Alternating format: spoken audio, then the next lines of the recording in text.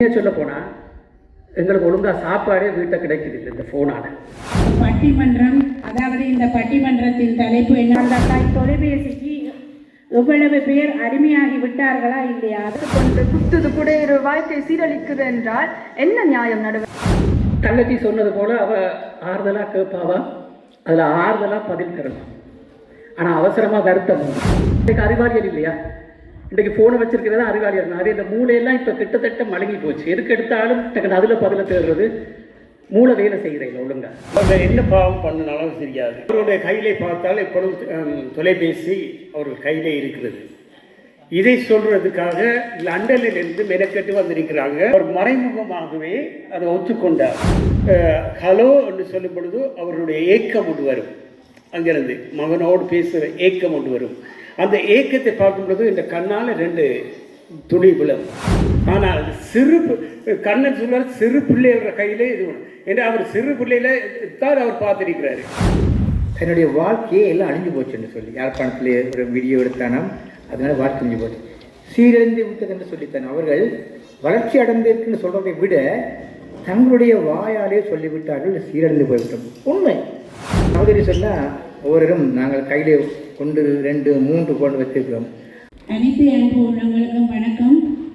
இன்றைய இந்த 30வது ஆண்டு இந்த மன்ற விழாவிலே, அதாவது இந்த பட்டிமன்றத்தின் தலைப்பு என்னவென்று சொன்னால், இப்பொழுது இந்த உலகம் பூராவே நடந்து கொண்டிருக்கின்ற பிரச்சனை, அதாவது எங்களை அறியாமலே எங்களை அதுக்குள் மயக்கமாக்கி எங்களை அறியாமல் நாங்கள் விடுகின்றது பிழையா சரியா என்ற விஷயத்தை தான் நான் கொண்டு வந்திருக்கின்றேன். இந்த கைத்தொலைபேசியினால் எப்பொழுது இந்த கைத்தொலைபேசி வந்ததோ, இந்த கைத்தொலைபேசிக்கு எவ்வளவு பேர் அடிமையாகி விட்டார்களா இல்லையா? அதாவது அந்த விஷயத்தை உள்ளடக்கி நான் எந்த தலைப்பை கொண்டு வந்திருக்கின்றேன் என்றால், இந்த கைத்தொலைபேசியினால், அதாவது இந்த கைத்தொலைபேசி பாவனையால் மக்கள் சீரழிந்து செல்கின்றார்களா, வளர்ச்சியடைந்து செல்கின்றார்களா என்றதுதான் இந்த தலைப்பு. இந்த தலைப்பை வைத்து சீரழிந்து செல்கின்றது என்று பேச வந்திருக்கின்றார்கள் சுவிதா, ஆசிரியராக கடமை, அதாவது இந்த முன்சர் பள்ளியில் கலைவாணி பாடசாலையில் ஆசிரியராக கடமையாற்றி கொண்டிருக்கின்றார் சுவிதா. அடுத்து கண்ணன் அவர்கள் இங்கே ஜெர்மனியில் தான் வாழ்ந்தார்கள். பின்பு லண்டனில் சென்று தற்சமயம் என்று அழைக்கப்பட்ட இந்த ஆண்டு விழாக்கு என்று வந்திருக்கின்றார். அந்த தருணத்தில் நான் கேட்டபோது, அடுத்து சேவியர் அவர்கள் இந்த கைத்தொலைபேசியினால் மக்கள் சீரழிந்து எப்படி செல்கின்றார்கள் என்றது விளக்கத்தோடு கூற வருகின்றார். பொறுத்திருந்து பார்ப்போம். எப்படி மக்கள் சீரழிந்து செல்கின்றார்கள் என்று கூறியிருந்தார். அதாவது இப்பொழுது இந்த கைத்தொலைபேசியை மக்கள் பாவிப்பதனால் அவர்கள் அவசரமாகவே எதையும் உடனே செய்திட வேணும் என்று சொல்லி அவசரப்படுவது அது உண்மையிலே நல்லதல்ல. அந்த அவசரம் என்றது பல ஆபத்தையும் சிக்கலையும் கொண்டு போய் சேர்த்துவிடும். அத்தோடு இருந்த இடத்தில் இருந்து எல்லாமே பார்க்க வேண்டும் என்று ஆசைப்படுகின்றார் என்று கூட அவர் சொல்லியிருந்தார். உண்மைதான். மக்கள் அந்த போனை, அதாவது தொலைபேசியை நோண்டிக்கொண்டு இருந்த இடத்திலேயே எதையுமே எல்லாத்தையுமே எதிர்பார்க்கின்றார்கள். சுகமாக இருக்க வேண்டும், கஷ்டப்படக்கூடாது என்று நினைக்கின்றார் என்று சொல்லி அதையும் விளக்கமாக சொல்லியிருந்தார்.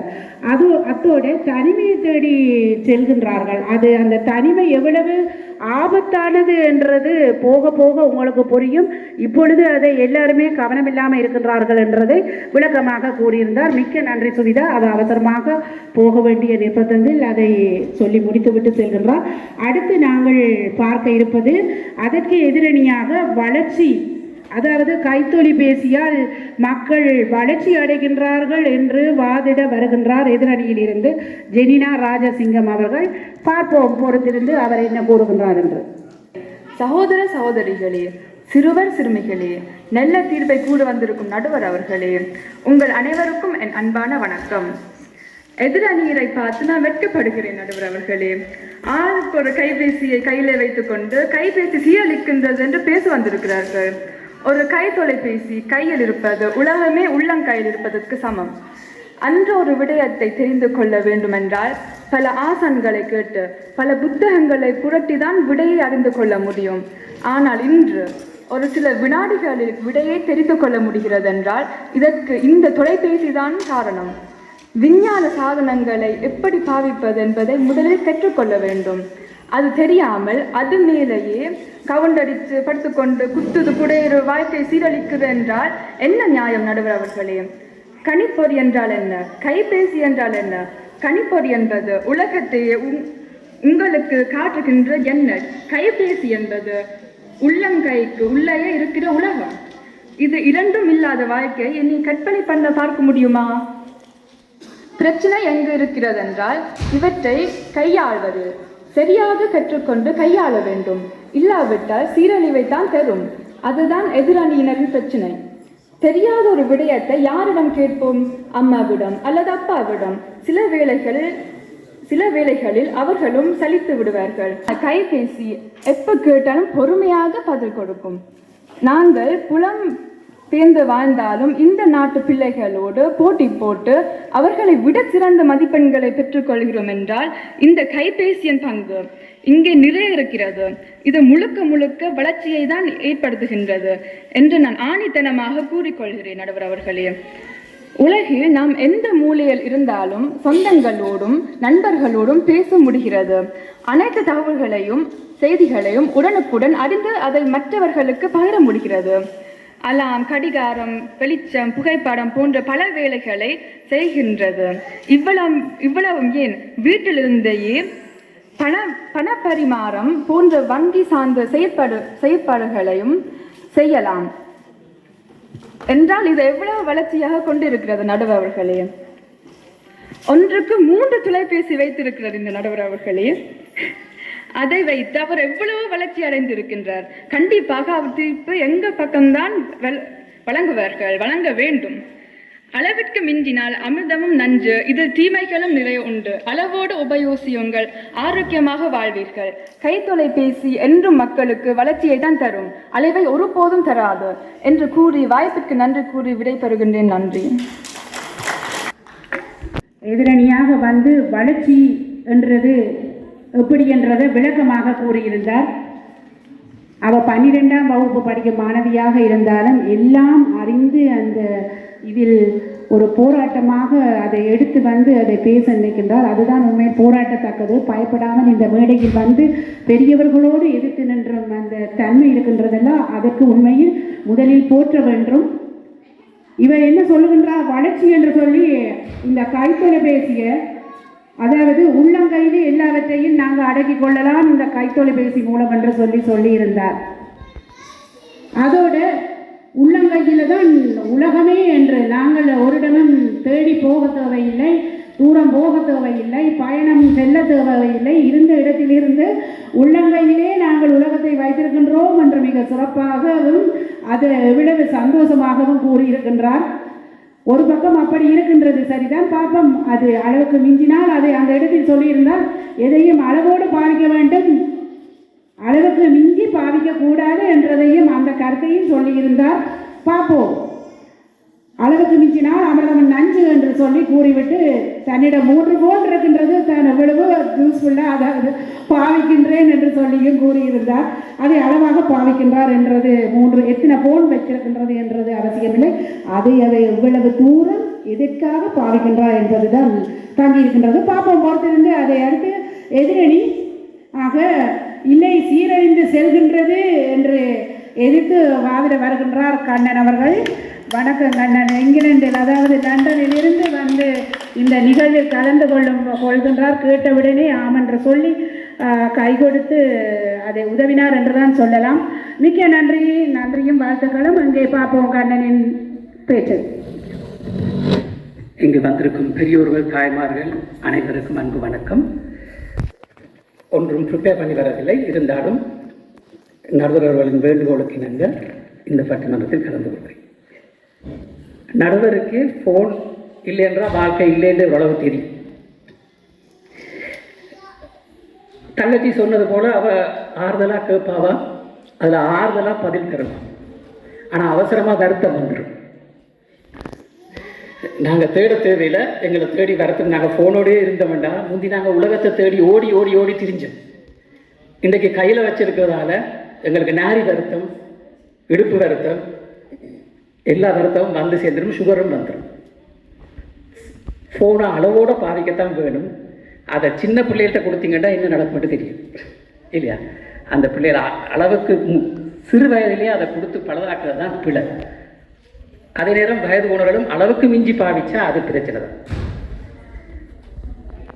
உண்மையை சொல்ல போனால் எங்களுக்கு ஒழுங்காக சாப்பாடே வீட்டை கிடைக்குது இல்லை இந்த ஃபோனால்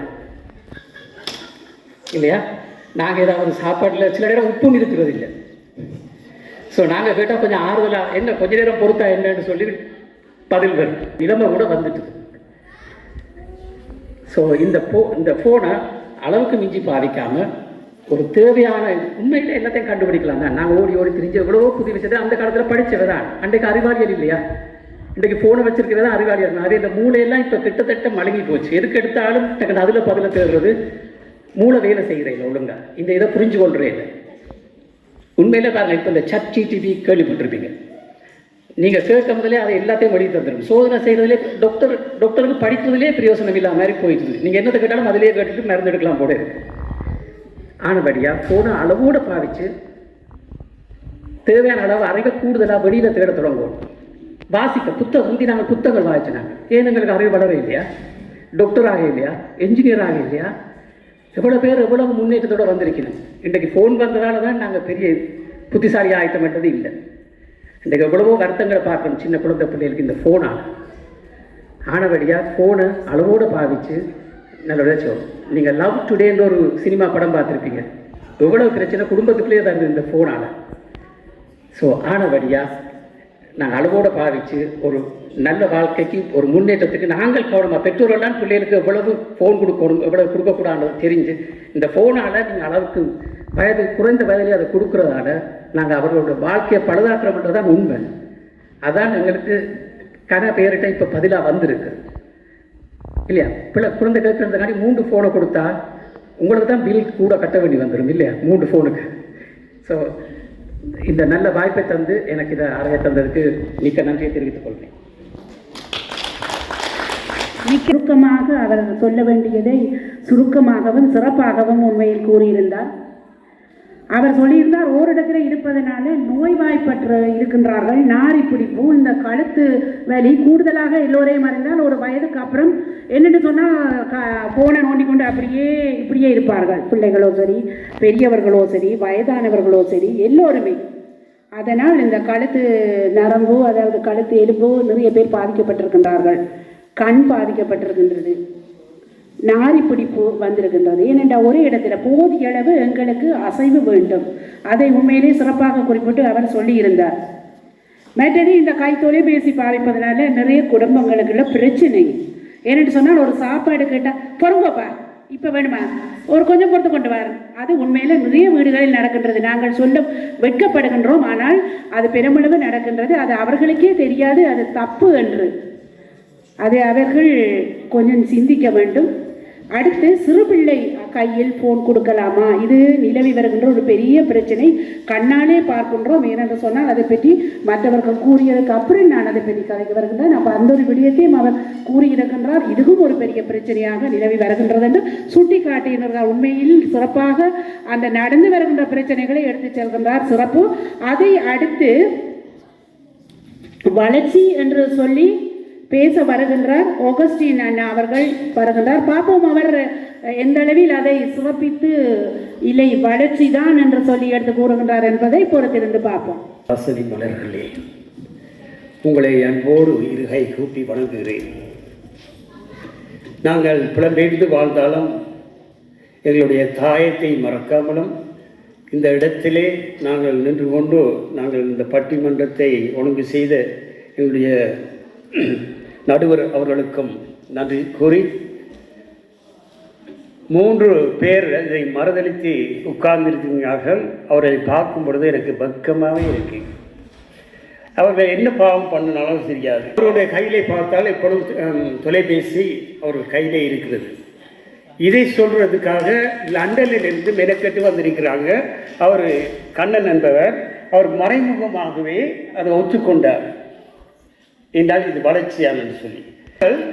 ஒவ்வொரு வருடங்களும் போகும் பொழுதும் எங்களுடைய வாழ்க்கையிலே பல மாற்றங்களை நாங்கள் காணுகிறோம். அந்த மாற்றத்துக்கு எந்த விதத்தில் ஈடு இல்லை. ஆனால் சுகி அவர்கள் அவசரமாக போயிட்டார்கள். சுகி அவர்கள் சொல்லப்படும் சொன்னால் தாங்கள் நூலகத்தில் போய்த்தான் நாங்கள் படிப்போம், ஏன்னா நாங்கள் வீட்டில் இருந்தால் படிக்க மாட்டோம் என்றால் நாங்கள் எவ்வளவு இலவசமாகவும் கொடுக்குறோம். ஆப் ஒன்று திறந்து நீங்கள் வீட்டில் இருந்து அழகாக படித்து காப்பி குடித்து காப்பி சாப்பிட்டு அழகாக படிக்கணும்னு சொல்லி பிள்ளைகளுக்காக மெனக்கட்டு ஆப் திறந்து விட்டுருக்கிறோம். இது வளர்ச்சி இல்லையா?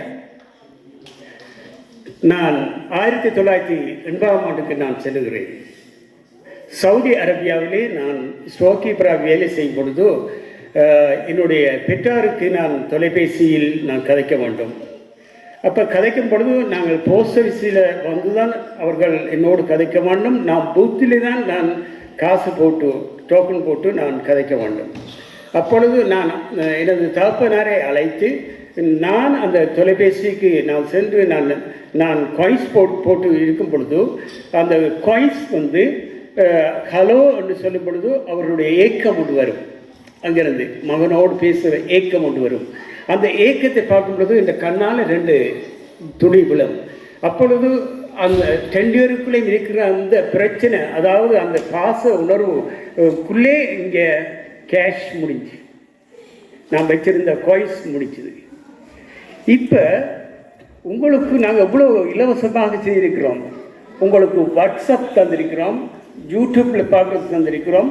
அது மட்டுமல்ல வீடியோ காலில் ஹலோ எப்படி இருக்கிறீங்க, சுகமாக இருக்கிறீங்களா, மகன் அங்கே போவாட இங்கே போவாட என்று சொல்லி நேரடியான ஒரு தொடர்பை நாங்கள் ஒன்று பண்ணி தந்திருக்கிறோம். இது வளர்ச்சி இல்லையா? ஆனால் கண்ணன் சொல்றார் சிறு பிள்ளைகள கையிலே இது என்று அவர் சிறு பிள்ளையில தான் அவர் பார்த்திருக்கிறாரு. பெரிய பிள்ளைகளுக்கு பாருங்க, பெரிய பிள்ளை ஒரு தாய் வந்து தன்னுடைய பிள்ளையை வெளியிலே அனுப்பிட்டு அந்த பிள்ளை எங்கே இருக்கிறா, எங்கே போகிறா, எங்கே வாரான்னு சொல்லி அதை கேட்குற அளவுக்கு அந்த தொலைபேசியிலே நாங்கள் ஒரு இணைப்பை கொடுத்திருக்கிறோம் இல்ல. ஆகவே இது வளர்ச்சி இல்லையா? அந்த பிள்ளை எந்த இடத்துல இருக்குது, எங்கே போகுது, எங்கே வருதுன்றதை நாங்கள் பார்க்கக்கூடியது. நீங்கள் ஏன் பிழையானதை நீங்கள் சிந்திக்கணுங்க. ஒரு நல்ல காரியத்தை நீங்கள் சிந்தித்து பாருங்க.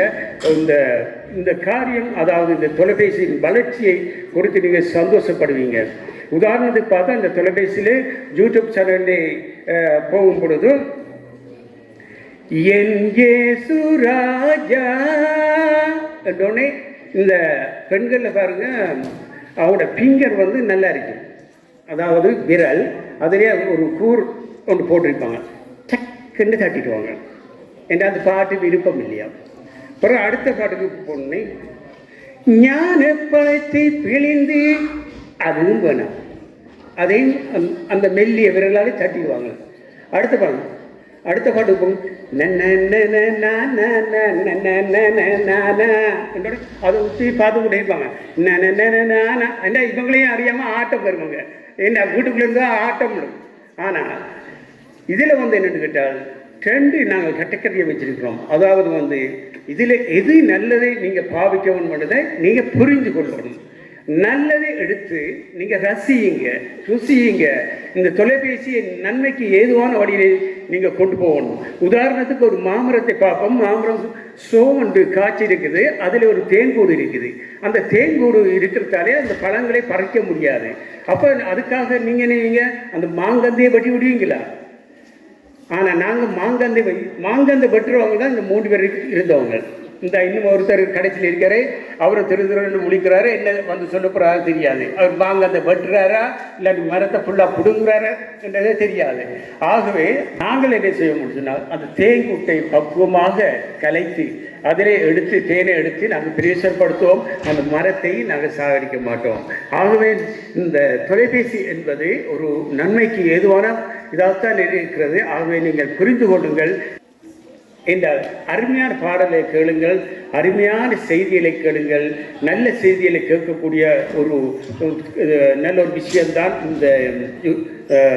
இந்த தொலைபேசி கைத்தொலைபேசி. ஆகவே நீங்கள் மறக்கக்கூடாது. ஆகவே இந்த தொலைபேசி நன்மைக்குரியது என்று நான் விடைபெறுகிறேன். நன்றி, வணக்கம். மிக்க நன்றி யோகஸ்வரண்ணா. அவர்கள் கூறியிருந்தார் தொலைபேசியினாலே எவ்வளவு மாற்றம், அதாவது முன்னேற்றம் என்றதையும், அவர் வளர்ந்த காலத்திலே அந்த கைத்தொலைபேசி இருந்திருந்தால் எங்கேயோ நான் எத்தனை அலுவல் பார்த்திருப்பேன், எப்படி வந்திருப்பேன் என்று சொல்லாமல் சொல்லியிருந்தார். எவ்வளவு கஷ்டத்தை அந்த நேரத்தில் தான் கஷ்டப்பட்டேன் என்று சொல்லியும், இந்த வாட்ஸ்அப் யூடியூப் எல்லாம் வளர்ச்சி எப்படி வந்தது இந்த கைத்தொலைபேசியினாலே தான் என்றும் சொல்லியிருந்தார். அதை விட முதலாக அந்த எவ்வளவு நுட்பமாக பிள்ளைகளை கண்காணிக்க இந்த கைத்தொலைபேசி உதவுகின்றது என்று அதை சந்தோஷப்பட்டார். ஏனென்று சொன்னால் பிள்ளைகள் இங்கு இருக்கும் இடத்தை விட்டு வேறு இடங்களுக்கு படிக்க செல்லவோ வெளியில் போகவோ என்ன சொல்லிவிட்டு செல்கிறார்கள், அதைத்தான் அவர்கள் செய்கிறார்களோ என்று கூட ஒரு கண்காணிப்புக்காக அந்த கைத்தொலைபேசி உதவலாம், அதை கண்காணிக்க உதவுகின்றது என்றும், மற்றது நல்ல விஷயங்களை எடுக்க வேண்டும் என்று சொல்லி, எது நாங்கள் எங்களுக்கு கிடைக்கிறது அந்த கைத்தொலைபேசி மூலம் நல்ல விஷயங்களை எடுங்கோ என்று சொல்லி வளர்ச்சியை பற்றி அவர் பெருமையாக கூறி முடித்து கொண்டு இருக்கிறார். பார்ப்போம், பொறுத்திருந்து அந்த எதிரணி இல்லையிலே அது சரியா புள்ளியா எவ்வளவு அது உண்மை என்றதை பேச வருகின்றார் சேவியர் அண்ணா அவர்கள். பார்ப்போம். சீரழிவு என்று தலைப்பில் இருந்து தமிழ் கலை கலாச்சார விளையாட்டுக் கழகத்தின் 30 ஆண்டு முத்து விழாவும் கலைவாணி தமிழ் பாடசாலையின் வெடி விழாவும் கலந்து சிறப்பிக்கும் இவ்வேளையில் எங்களது பாராட்டுக்களை தெரிவித்துக் கொள்கிறோம். எவ்வளோ நிகழ்ச்சிகளை கண்டுகளித்தீர்கள். கடைசியாக எங்களுடைய கலாச்சாரத்தில் இந்த நிகழ்ச்சியும் ஒரு அருமையான நிகழ்ச்சி, ஒரு முக்கியமான நிகழ்ச்சி. அதிகமானவர் அதை கண்டளிக்காமல் போய்விட்டார்கள். அவர்கள் அதிசயம், அவர்கள் பாவம். இருந்தாலும் இருக்கிறவர்களுக்கும் இருக்கும் கதிரைகளுக்கும், உயிரில்லாத கதிரைகளுக்கு கூட நாங்கள் சொல்ல வேண்டியா இருக்கிறது. சொன்னால் கேட்கும். உயிருள்ளவர்கள் எடுத்து போய்விடுவார்கள். பட்டிமன்ற நடுவர் அமர்ந்திருக்கும் திருமதி அருள்மதி வசந்தராஜன் அவர்களுக்கும், என்பக்க சார்பாக பேசிய நண்பன் நண்பிக்கும் மற்றும் எதிரணியில் பேசியவர்களுக்கும் என் சபையோர்களுக்கும் மனமார்ந்த நன்றிகள்.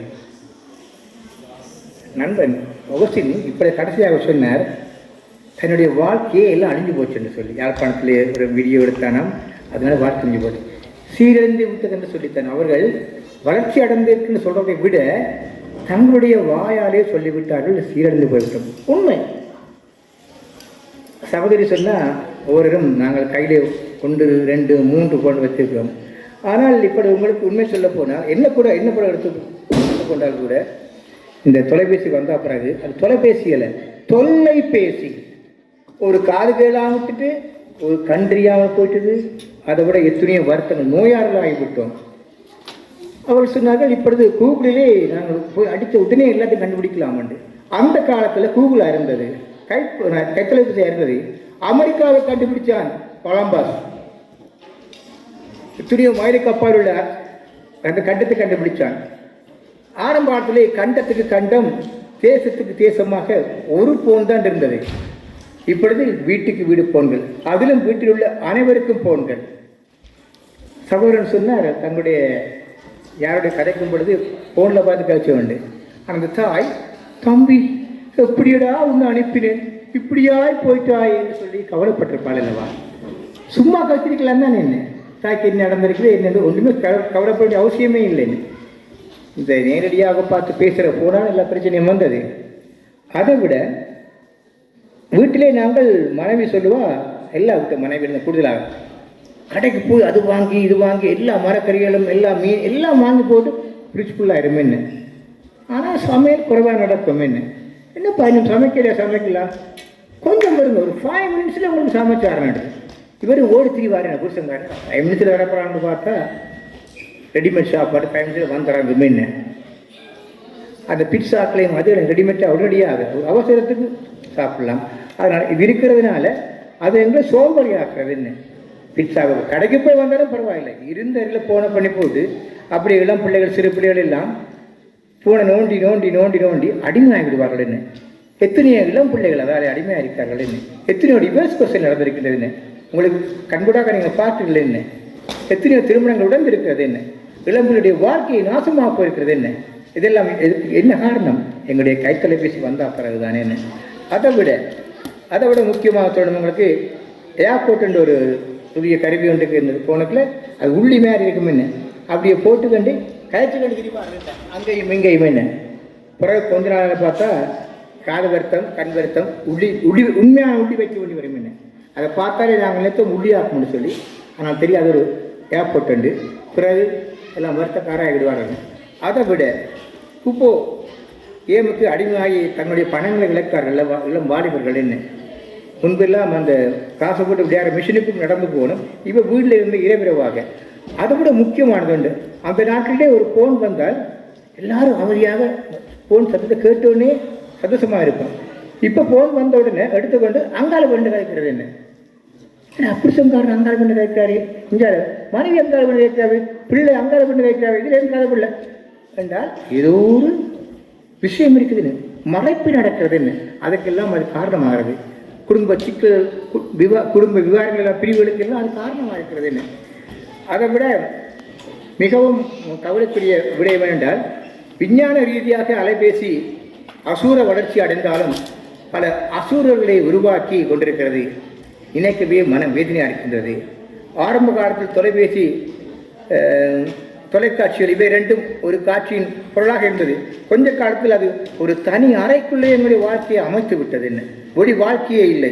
இப்போது அலைபேசி பரிணாம வளர்ச்சி அடைந்து போர்வைக்குள் பூந்து கொண்டது. இதன் விளைவு வருங்காலத்தில் எப்படி இருக்குமோ என்பதை கணிக்க முடிகிறது. இந்த அலைபேசி உருவாக்கத்திற்கு முதல் எங்கள் உறவுகள் எல்லாம் சந்தோஷமாக இருந்தார்கள். ஆனால் இப்பொழுது நேருக்கு கதைப்பதில்லை. எல்லாரும் மாறி மாறி தொலைபேசிகளை அலைபேசிகளை பாவிப்பதனாலே எங்களுடைய இன்பமான நிகழ்வுகள் இன்பமான நேரங்கள் எல்லாம் அப்படியே அலையாக மாறிவிட்டது. அதை விட நாம் உறவுகள் வளர்ந்து கொள்ளாத நிலையில் தவிக்கிறோம். இதனால் குடும்பங்களுடைய பிரச்சனைகள் உருவாக்கக்கூடிய சாத்தியக்கூறுகள் இருக்கின்றன. தொலைபேசி அலைபேசியாக மாறி புயலாக வந்து எங்கள் வாழ்க்கையை மிரட்டிவிட்டது, எங்கள் வாழ்க்கையை தொலைத்து விட்டது. இதுதான் உண்மை. ஆகவே நாங்கள் அதுக்கு அடிமையாகாமல் நாங்கள் சகோதரி சொன்னது போல எங்களுடைய வாழ்க்கையை சீரழிக்காமல் நாங்கள் ஆரோக்கியமாக வாழ்வதாக இருந்தால் அந்த அலைபேசியை ஒரு பக்கத்திலே வைக்க வேண்டுமே. எவ்வளவோ நன்மைகள் செய்திருக்குத்தான் இருந்தில்லை. இருந்தாலும் கூட தீமைகள் அதனாலே அதிகம். மிக விரைவாக அந்த நாட்களில் 90 வயது மட்டும் ஒருவர் கண்ணாடி பாவித்தது கிடையாது. இப்பொழுது 1 வயது பிள்ளை கூட கண்ணாடி பாவிக்கின்றதுன்னு நிலா காட்டி சோறு தீர்த்திடும் உங்கள் பிள்ளைகளுக்கு. இப்பொழுது ஃபோன்லேயே சொல்கிறோம். அந்த ஃபோனை காட்டி சோறு தீர்த்தினாலும் பரவாயில்லை. அந்த ஃபோனை நிப்பாட்டினவுடன் பிள்ளைகளுடைய அழகையை நிப்பாட்டுறதுக்கு 1 மணிக்கு ஆரம்பிச்சிடும். 10 நிமிஷத்தில் சோறு தீர்த்துவோம். அதனுடைய அழகையை நிப்பாட்டுறதுக்கு 1 மணிக்கு ஆரம்பிச்சிடும். ஏன் எனக்கு தெரியாது. அதே அடம்படியாக பிடிச்சு வந்திருக்கும். இப்படி சொல்லி அடக்கிக் கொண்டே போகலாம். இருந்தாலும் எங்களுடைய வாழ்க்கைக்கு இந்த அலைபேசி எங்களுடைய வாழ்வின் வளர்ச்சியையோ அல்லது எங்களுடைய வாழ்வை சீரழிக்கின்றது என்று தான் சொல்லி நான் என்னுடைய கருத்தை முடிக்கின்றேன். அதோடு நாங்கள் எங்களுடைய அலைபேசிகளை சகோதரி சொன்ன மாதிரி நாங்கள் அளவோடு பாவிக்க வேண்டுமே. அந்த அலைபேசியை கண்டுபிடித்தவருக்கு நன்றி சொல்ல வேண்டும். அந்த அலைபேசியை கண்டுபிடித்தவர் ஒரு அமெரிக்கன்காரன் மார்ட்டின் கோப்பர் என்றவர் 73 ஆண்டு கண்டுபிடித்தார். அவர் நன்மைக்காக சில காரியங்களை கண்டுபிடித்தார். அது இப்பொழுது தீமையாகிவிட்டது. என்ன அவருக்கு நன்றி சொல்ல வேண்டும். இருந்தாலும் நாங்கள் தான் அது கவனமாக செய்ய வேண்டும். இந்த தலைப்பிற்காக நன்றி கொண்டு நன்றியோடு விடைபெறுகிறேன். நன்றி, வணக்கம். தொலைபேசியை நன்மைக்காகவே கண்டுபிடித்தார். ஆனால் நாங்கள் தீமைக்காகவே தீமையாக பாவித்துக் கொண்டிருக்கின்றோம் என்று அவர் குறிப்பிட்ட விஷயங்களில் அந்த தொலைபேசி ஒரு தொல்லைபேசியாக இருக்கின்றது என்று கூறியிருந்தார். நேரடியாக பார்த்து பேசும்போது நிறைய பிரச்சனைகள் உருவாகின்றது என்றும் கூறியிருந்தார். இதனால் நிறைய சீரழிவு என்றுதான் அதை உறுதிப்படுத்துகின்றார். மற்றது மக்கள் எல்லாரையும் சோம்பேறியாக்குகின்றது.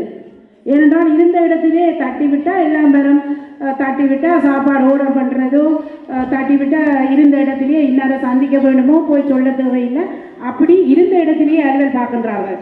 மற்றது வீடுகளில் என்ன சமைக்கவே எல்லோருக்கும் அலுப்பு என்று சொல்லிவிட்டால் அவர்கள் பிஸியாகி விடுகின்றார்கள் அந்த போனோடு. அதனால் அந்த சாப்பாடு எல்லாம் எப்படி இருக்கின்றது, உடனே ஆர்டர் பண்ணி ரெடிமேடாக என்ன பிள்ளைக்கு பிட்சா விருப்பம் என்று சொல்லி அதை நல்ல வார்த்தையாக அதை சிறப்பென்று நினைத்து செய்கின்றார்கள். அது நல்லது அல்ல என்று போக போக புரியும். உண்மையிலேயே மக்கள் காலத்தை போக விடாமல் நல்லதை உடனே தெரிந்து கொள்ளுங்கள்.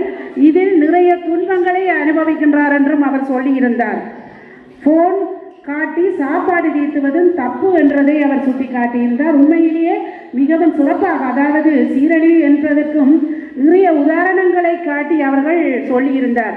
ஆனால் உண்மையாக நாங்கள் யோசிக்க வேண்டும், தொலைபேசி எதற்காக உண்மையில் கண்டுபிடிக்கப்பட்டது, எங்களுக்கு அது தேவையா, ஆறாரெல்லாம் நாங்கள் அதை பாவிக்கலாம் என்றும் எந்த ஒரு வயது வந்து, அதாவது ஒரு வயது அடிப்படை இருக்க வேண்டும். எதுக்கு நாம் வயது என்றால் சிறு குழந்தைகளுக்கு அந்த ஃபோனை கொடுக்கலாமா, மற்றது ஒரு பிள்ளை அந்த ஃபோன் இல்லாமலே பிள்ளை சாப்பிடாதென்று சொன்னவர்கள் கூட நான் பார்த்திருக்கின்றேன்.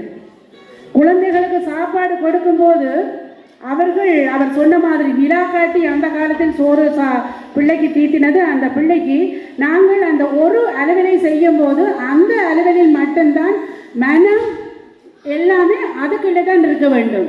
ஒரு பிள்ளைக்கு ஃபோனை கொடுத்து நீங்கள் சாப்பாடு தீட்டும் போது அது உடம்பில் சரியாக அது சுவராது. அந்த உமிழ்நீர் சுரப்பி அந்த சாப்பாடு என்னது சாப்பிட்றோம் என்று சொல்லும்போது அதை பார்த்து சாப்பிடும்போது தான் அதன் டேஸ்ட்டை அறிஞ்சவுடன் அந்த உமிழ்நீர் சுரப்பியின் அளவு அதிகரித்து அது வாயுகள் நிறைய அது சமிபாதடியை செய்து அதனுள்ள சத்துக்களை அந்தந்த உறுப்புகளுக்கு அனுப்புகின்றதாம். இது எல்லோருக்கும் தெரியும். ஆனால் நாங்கள் அதை மறந்து விடுகின்றோம். அந்த நேரத்தில் என்ன நினைக்கிறோம், பிள்ளை நிறைய சாப்பிடணும், பிள்ளை நல்லா குண்டா வந்தால் காணும் என்று தான் நினைக்கிறோம். பிள்ளை மெல்லிசாக இருந்தாலும் பிள்ளை என்ன சாப்பிடுகிறது, பிள்ளை மனமாற அதை ருசித்து சாப்பிடும்போது இருந்தாலும் சத்து நிறைவாக இருக்கும். இதை நீங்கள் மக்கள் உணர்ந்து கொள்ள வேண்டும். மற்றது இரவு படுக்கை. எத்தனை பேர் உண்மையை சொல்லுங்க, இரவு படுக்கைக்கு போகும்போது உங்கள்கிட்ட ஃபோன் எல்லாம் நான் கீழே வைத்துட்டு போகிறேன், கோளுக்கே வைத்துட்டு போகிறேன் என்று போகிறவர்கள் கையெழுத்துங்க பார்ப்போம். அப்படி போகிறவர்கள் உண்மையிலே ஒருத்தர் சொல்லுகின்றார் வேலைக்கு எழும்பேல நியாயம்தான். ஆனால் பலர் இடம் நான் அறிந்தேன், ஐயோ பெட்டுக்கே அப்படியே ஃபோனை கொண்டு வராவே படுக்க 2 மணி 3 மணி செல்லுது என்று சொல்லி. அப்போ பாருங்க, அது எவ்வளவு உங்களுக்கு பக்கத்தில் வைத்து படுப்பது, அது உங்களை நித்திரையை உங்களோட தூக்கத்தை குழப்பி உண்மையில் குறைந்தது 8 மணித்தியாலம் பூரணமாக மன அமைதியாக நித்திரை கொள்ள வேண்டும். நீங்கள் அதை போல வைத்துக்கொண்டு படுக்கும்போது அது வருகின்ற அந்த டிஸ்டர்ப் முழுக்க உங்களுடைய நித்திரையை குழப்பும் போது உங்கள் உடம்பு அமைதி இல்லாமல் போகும்போது வருத்தங்கள் வெகு விரைவில் 60 வயதில் 65 வயதில் வருகின்ற வருத்தங்கள் எல்லாம் 35-40 வயதிலே அது இந்த தாக்கங்கள் அந்த மின் அணுக்களின் தாக்கங்களினால நீங்கள் பாதிப்பு அடைகின்றீர்கள். இதை பிள்ளைகளுக்கு விளங்கப்படுத்துங்கள். ஒரு சிலர் அறிய நான் கேள்விப்பட்டிருக்கேன், பிள்ளைகளை 7 மணி என்று சொன்னால் இங்கே கொண்டு வந்து மேசையில் எல்லோரும் போன வைத்து விட வேண்டும், ஒரு குறிப்பிட்ட மணித்தியாலம் கொடுத்துவிட்டு அந்த போனை வாங்குகின்றார்கள். என்ன காரணம் என்றாலும் அனுமதிக்காதீர்கள். அதே மாதிரி உங்களை பார்த்து தான் பிள்ளைகள் பழகுவார்கள். அதனால் நீங்கள் கூடவே அந்த போனை படுக்கைக்கு எடுத்து செல்ல வேண்டாம். மற்றது ஒன்று கூடும்போது எல்லோரும் ஒன்று கூடும் என்று சொல்லுவார்கள். ஒவ்வொருத்தரும் ஒரு போனோடு மெசேஜ் போட்டு கொண்டிருப்பார்கள். அது அழகில்லை.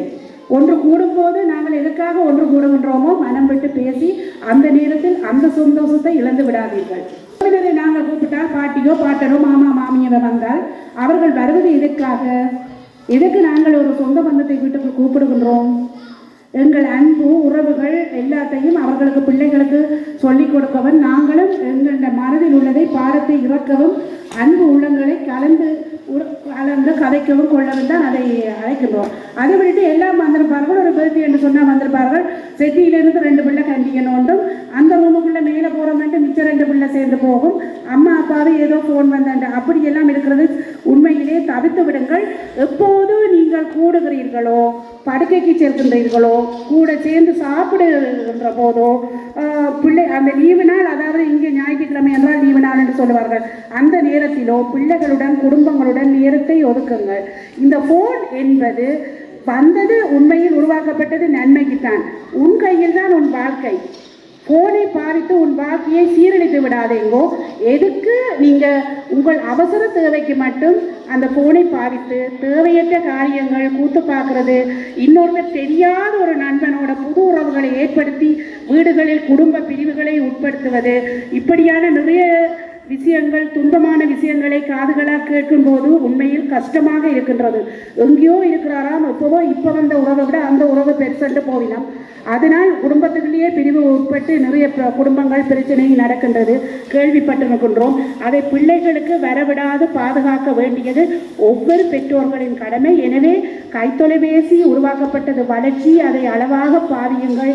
அளவுக்கு மிஞ்சினால் அது தொல்லியையும் சீரழிவையும், குடும்பங்களில் நிறைய பேர்கள் குடும்பங்கள் சீரழிந்து வேலைக்கு இறப்புகள் வருத்தங்கள் வருவது இதற்கு காரணமாக அமைகின்றது என்று சொல்லி இந்த தலைப்பை நான் இந்த வாழ்க்கைக்கு உண்மையில் இந்த உலகம் நடக்கிற இப்படியான நிலைமைக்கு எல்லோருக்கும் இது கட்டாயம் என்று தெரிந்து இந்த தலைப்பை தெரிந்தெடுத்து உள்ளேன்.